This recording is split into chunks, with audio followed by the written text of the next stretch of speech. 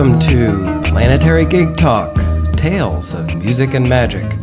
I'm your host, Jefferson Glassy, Chief Spiritual Dude of the Planetary Gig Society, whose mission is making connections through music with the intention of bringing peace. And here today, for the first time in Studio X of the Planetary Gig Society, I'm very happy to be able to talk with and welcome to the show a great musician, singer, artist, Reverend Kim Capps. Hi, Kim. Hi, Jeff. It's great to be here. It's such a pleasure because we have a lot of good things to talk about. You have a new CD, and I'm sure we're going to touch on that. And I think we all have these relationships where you're not really sure where you met somebody. Right. But I think I know you mainly Barbershop and Blues Week. Mm-hmm. That's correct. Right? Yeah. I'm not sure which one would have been first.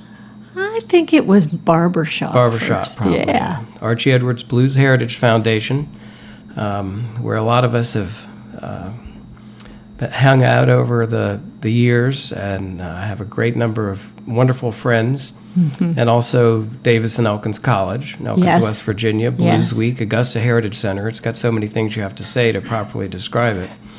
But I'd like to first just ask you a little bit about where you grew up, but sort of, did you have music in your house? Did your parents play music? Did your siblings play music? Did you take lessons? When did you first get the music bug?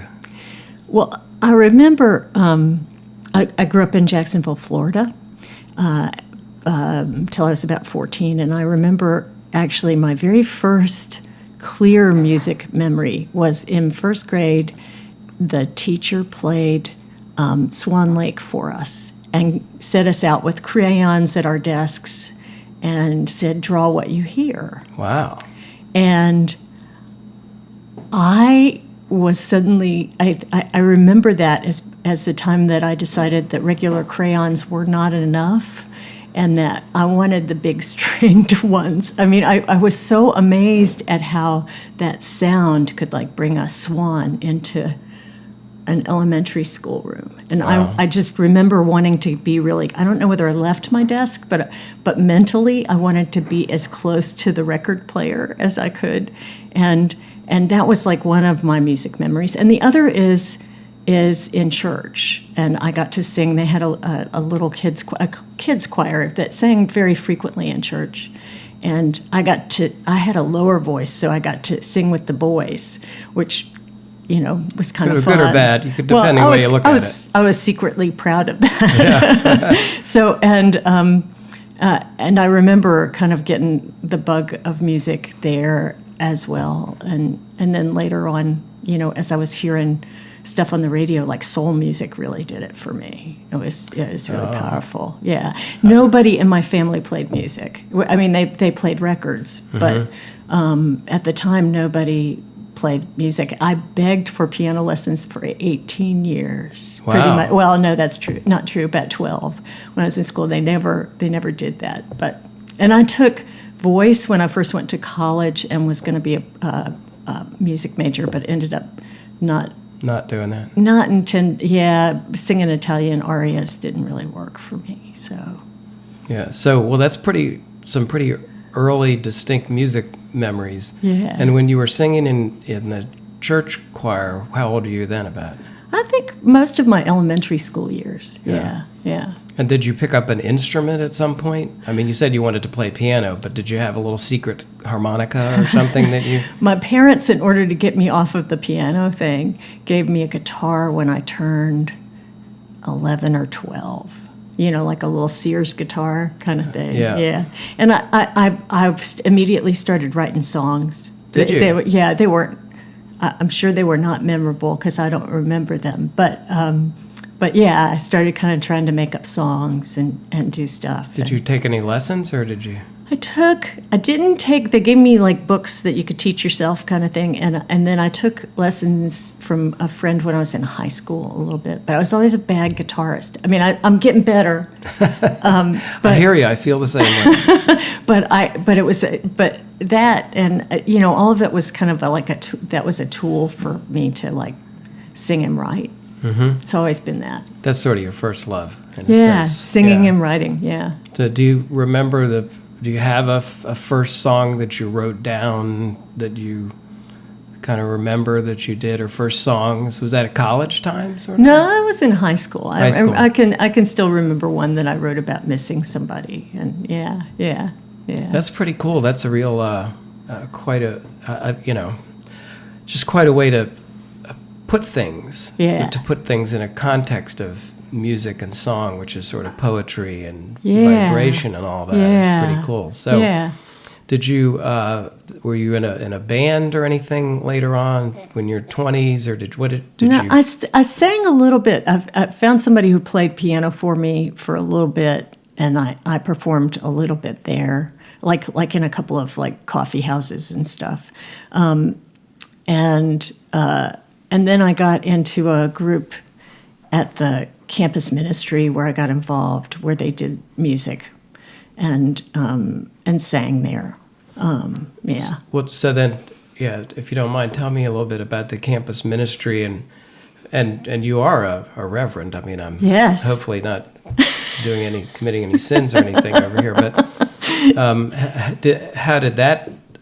I don't know how much you want to talk about that, how that started, but I have a feeling that it kind of comes together for you.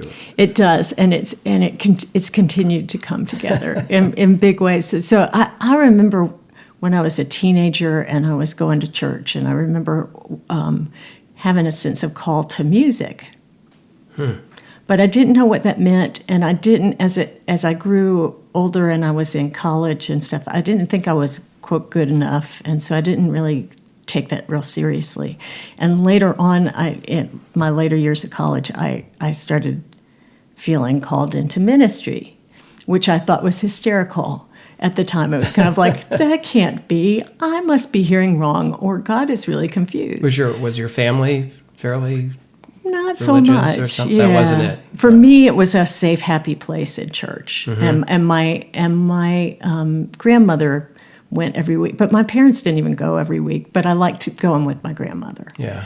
And it was a place where I felt treated well and like what I thought mattered. Even when I was a kid. So that was a good thing. And so I but I didn't see myself, and I never met a woman minister. I mean, it was like, why would I be? No, that is clearly wrong. But then as I kept testing that, I kept on feeling like that was, I kept on getting pulled into that. And I went to seminary, and I had a feeling I was a social worker, and I either needed to get a master's in social work or try the Masters of Divinity thing. And so I decided I would not like it if I didn't go. It would kind of be like, I would always wonder. So I went, and I mostly did music in church for a while. But the thing was that I couldn't really write, and I wrote songs periodically, but I never wrote God songs very well. Until after many years later, after I got into the blues. So you were on a little bit more of the divinity track, as almost not as a profession, but that was what you were doing. Yeah. And then it swung back over toward music. Blues. Yeah. But and of course I went and served. I did serve in churches, and I served as a United Methodist campus minister at the University of Maryland, and did music with them. We did a lot of music together. Yeah. So then, what was it? When did the blues grab you, and what was it about the blues? I'm thinking it was. So I've been singing and writing, starting to write again when I was in my 40s with a little folk country trio called the Unusual Suspects. And I think I have the CD. TJ. Oh, yeah, TJ O'Malley. Yeah, right. Yeah.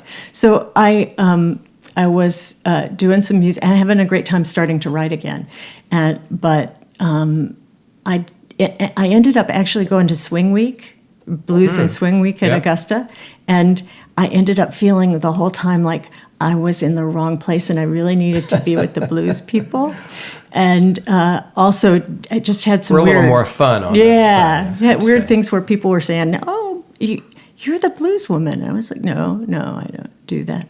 But once I got into that, it was for the first time in my life, I couldn't sing that music and not be totally in it. And so it, whether it was sensual, whether it was sexy, whether it was, totally sad, and it just felt really healthy. In a world where as a minister you don't always feel like you can share your whole self with everybody. It was like, oh wow, this is fabulous. So interesting. Yeah. So when did you first? When did that happen? Did you first go to Blues Week around? I guess it's probably been about at least 15, 16 years now. Around 2000. Probably, yeah, something like that. First year I went, I think, was 98. Completely just smacked me upside the head, and that was it. Yeah. It was amazing. Had never never been anywhere before where you spend a whole week having the greatest time with your life, being completely blown away by the amazing talent, and just having your soul sort of bouncing around inside your body like, whoa, okay, I need to get out of here.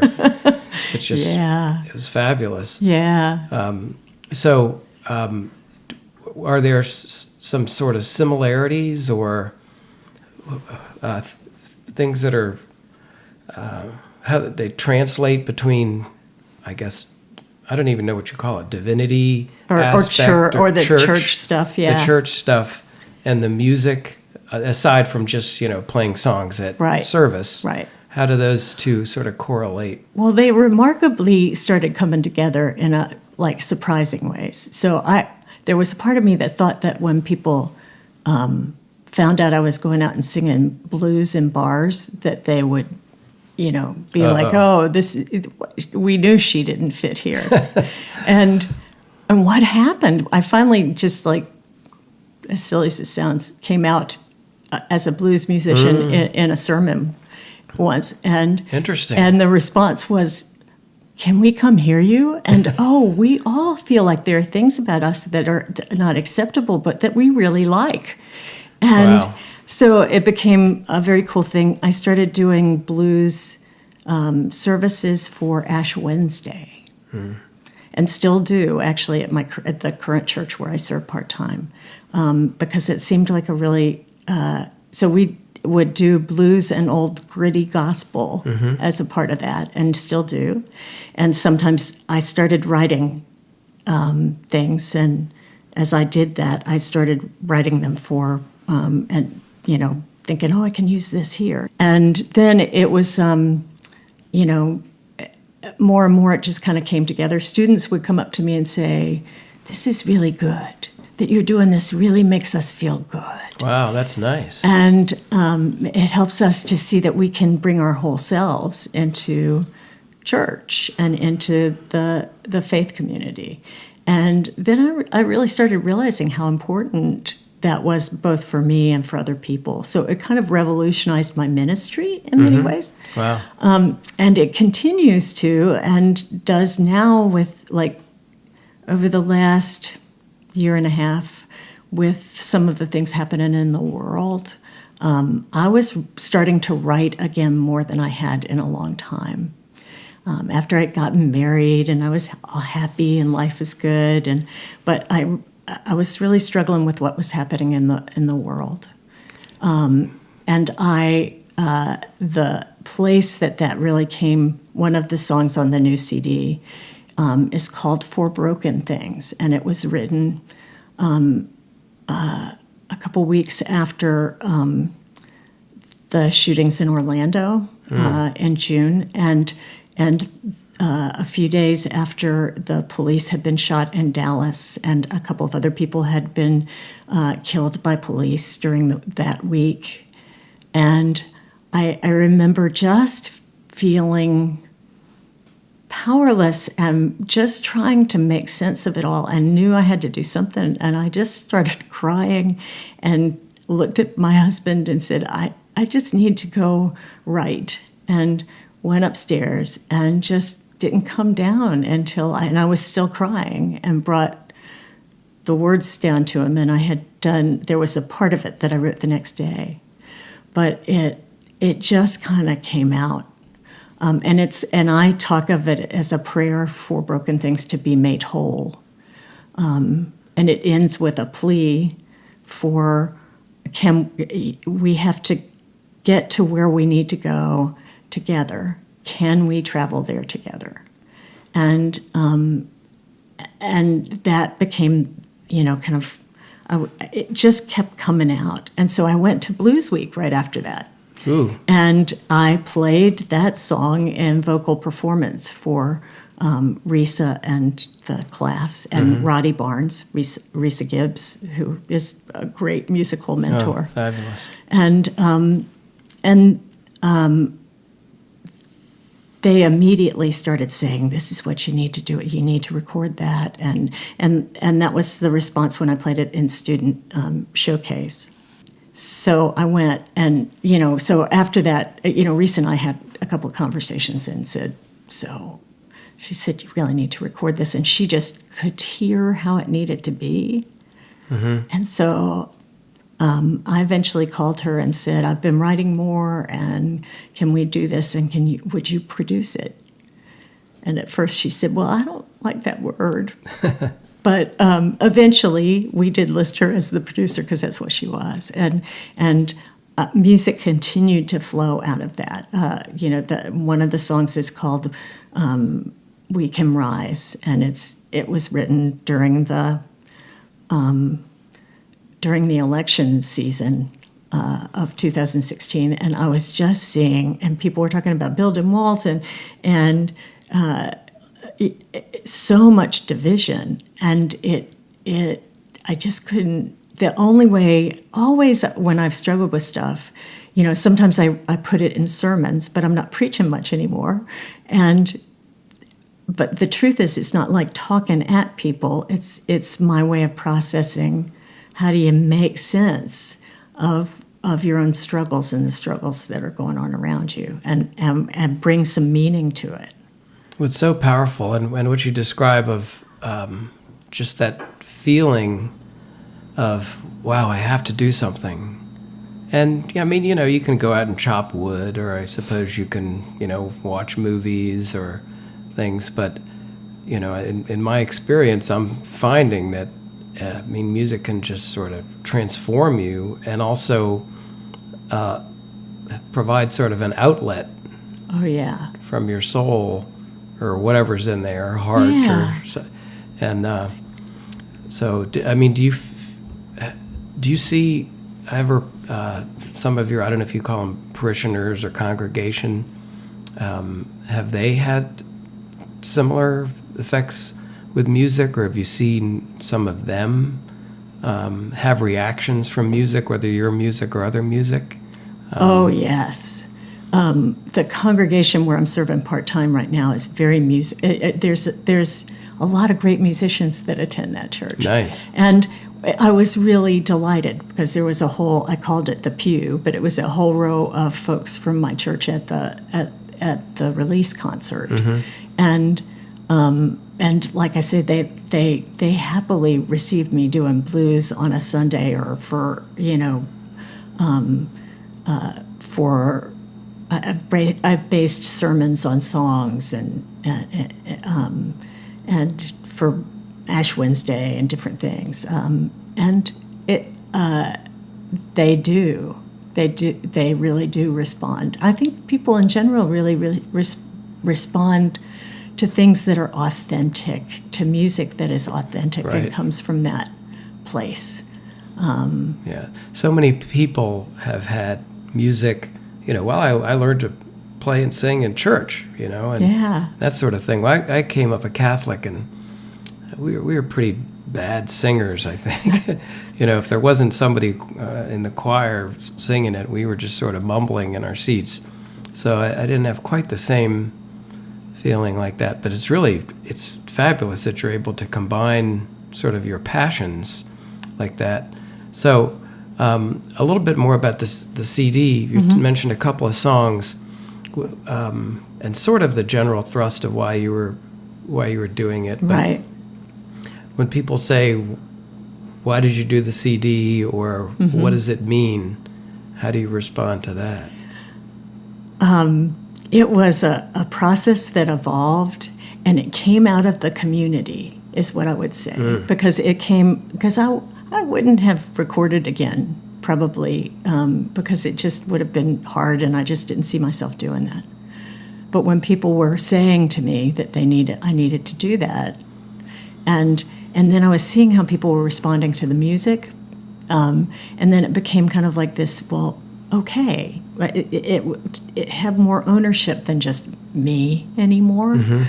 And as I brought it into the community, I had these amazing musicians who were willing to spend time, and I lovingly refer to them as the Bubble of Love Band, because Nice. even on the worst day in recording, it was fabulous with them, because they just were, anything you need, we like this, we want to make this happen.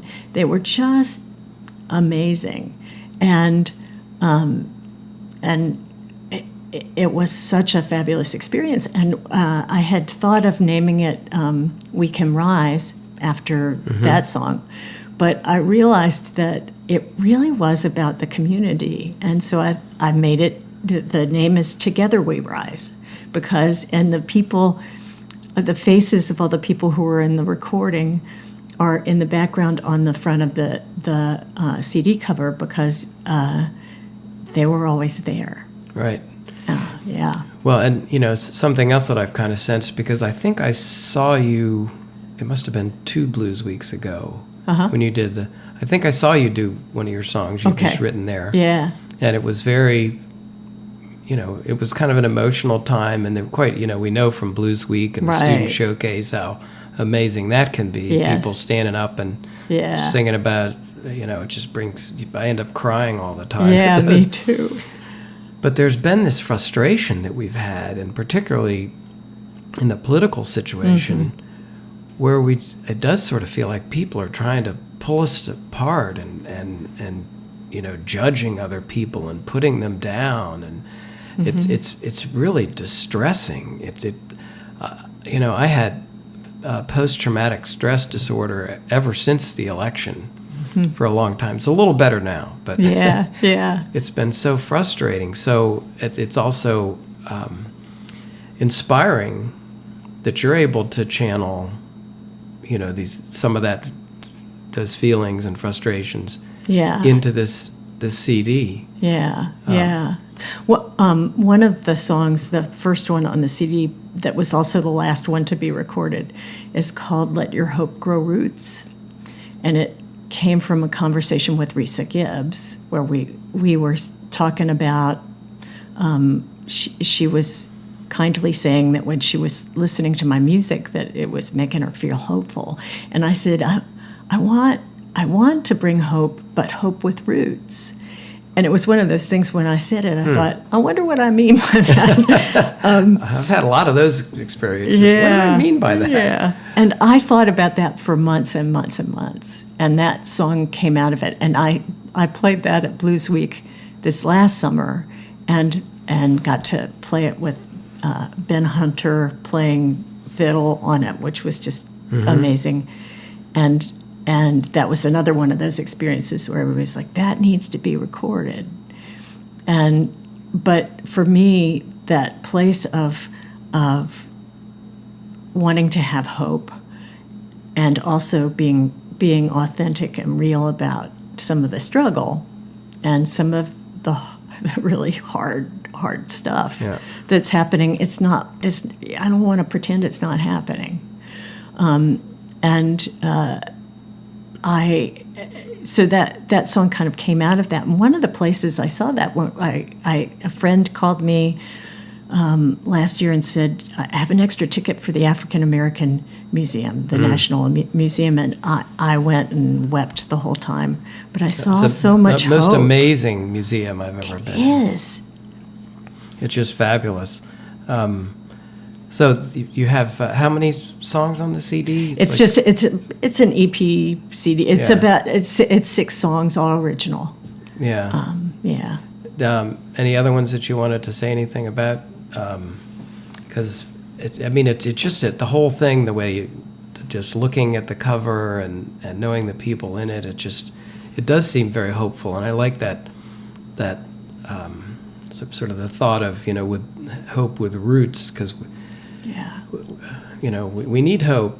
We need a little more trust too. We do. There's a lot of untrust going on. Yes, there is. There really is. There really is. The other song that is kind of in that same theme, but kind of a happy song, is "Spirit in the Song." It's kind of like that talks about hearing music in the church hall when I was a kid, and also hearing Gladys Knight and the Pips and wanting Pips, but no matter what I hear, wherever I hear it, it's still there is a connection.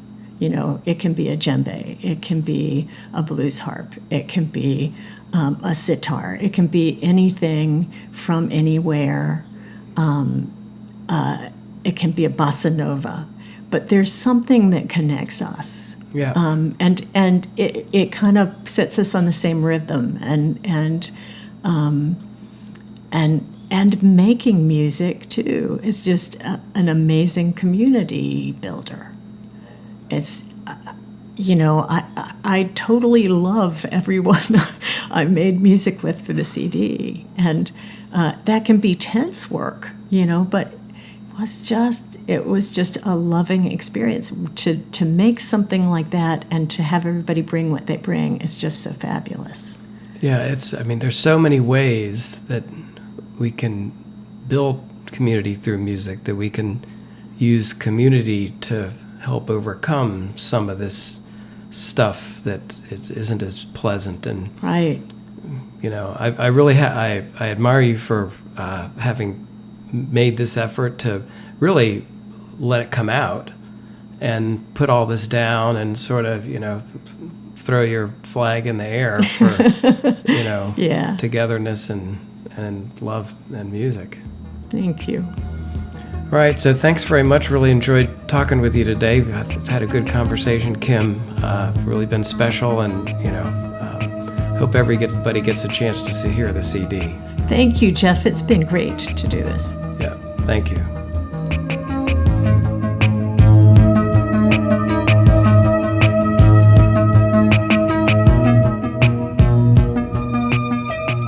You've been listening to Planetary Gig Talk, Tales of Music and Magic. I'm your host, Jefferson Glassy, Chief Spiritual Dude of the Planetary Gig Society. We talk with musicians and others about the power of music and how we can use music to help create a better world.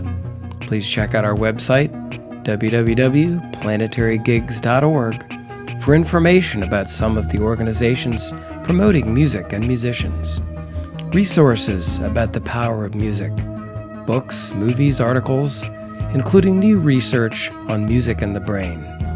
We welcome your support. The Planetary Gig Society is a Section 501c3 charitable organization, and you can donate on the website.